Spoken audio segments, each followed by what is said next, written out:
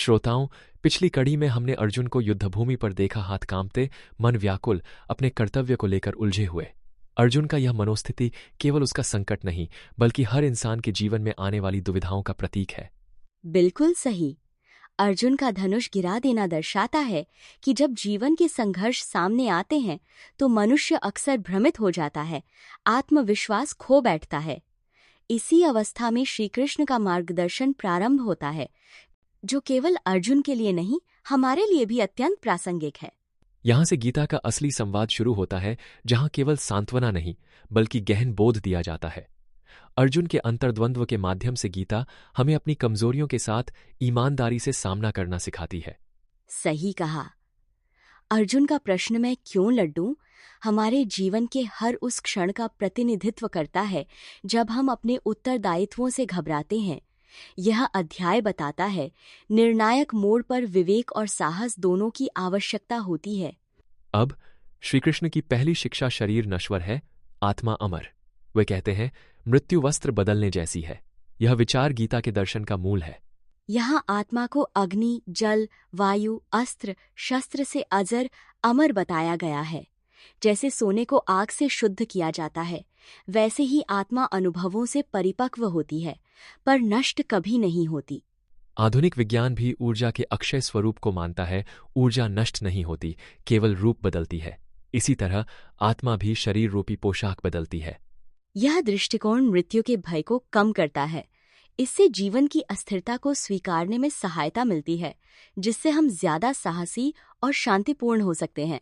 कृष्ण कहते हैं, अर्जुन, तुम्हारी और मेरी कई जन्मों की कहानी है, लेकिन मुझे सब याद है, तुम्हें नहीं। यह पुनर्जन्म की अवधारणा को स्पष्ट करता है। भारत के सांख्य और योग दर्शन में पुनर्जन्म एक केंद्रीय विषय है।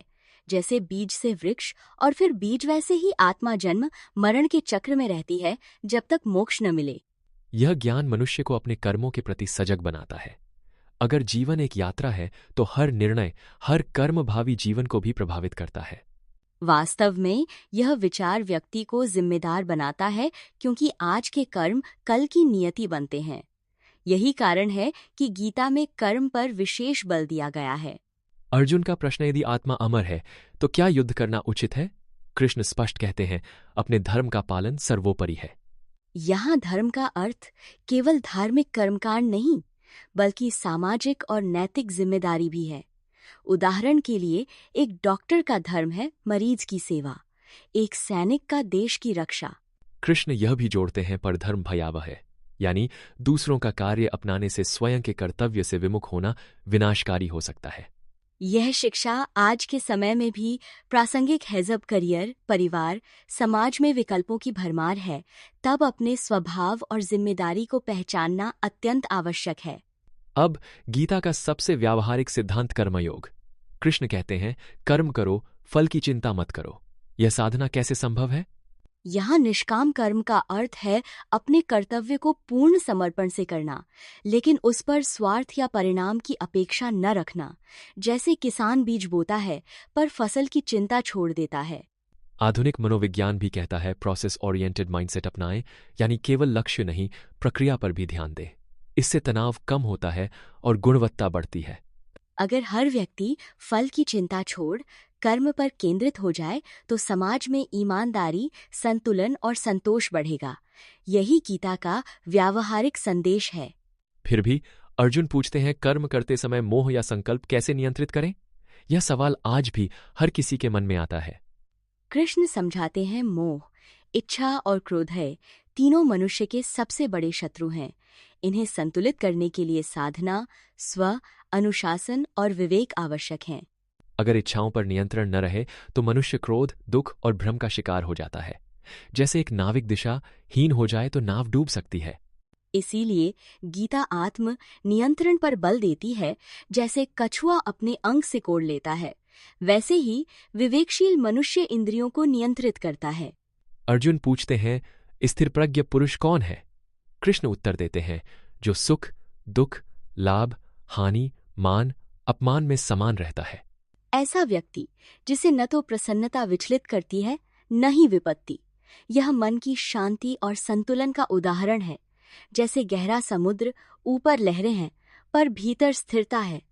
अगर हम आज के जीवन में देखें तो मानसिक स्वास्थ्य और इमोशनल इंटेलिजेंस भी इसी सिद्धांत को दोहराते हैं। आंतरिक स्थिरता ही बाहरी परिस्थिति से निपटने की कुंजी है। यह अभ्यास से संभव है। ध्यान, स्वाध्याय, आत्मचिंतन के माध्यम से धीरे धीरे मन स्थिर होता है और हर परिस्थिति में संतुलन बना रहता है। कृष्ण कहते हैं इंद्रियां चंचल हैं, पर जिसने इन्हें वश में किया वही सच्चा ज्ञानी है। यह आज के डिजिटल युग में भी कितना प्रासंगिक है। बिल्कुल।